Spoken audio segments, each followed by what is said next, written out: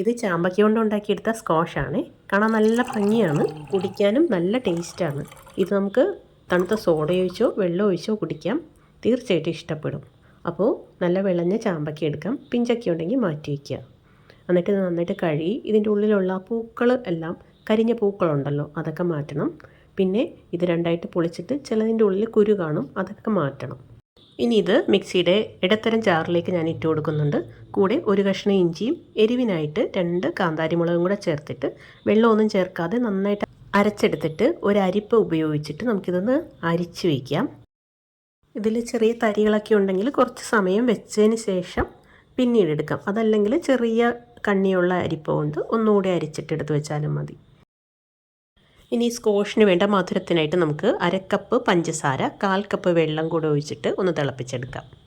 ഇത് നന്നായിട്ട് തിളച്ച് കഴിയുമ്പോൾ ഇതിലേക്ക് റെഡിയാക്കി വെച്ചിരിക്കുന്ന ആ ജ്യൂസും കൂടെ ഒഴിച്ചു കൊടുക്കാം. ഇനി ഇതിൽ ഒരു നുള്ള് ഉപ്പും കൂടെ ചേർക്കുന്നുണ്ട്.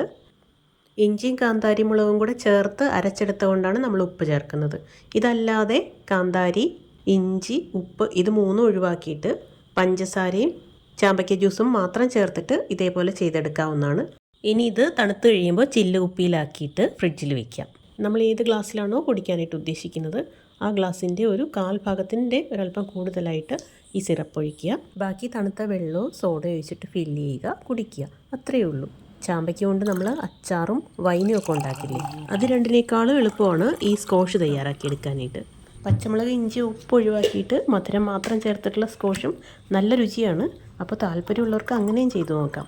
എനിക്ക് കുറച്ച് എരിവുള്ളതാണ് ഇഷ്ടം, അതുകൊണ്ടാണ് ഞാൻ ഇത് കാണിക്കുന്നത്. താങ്ക്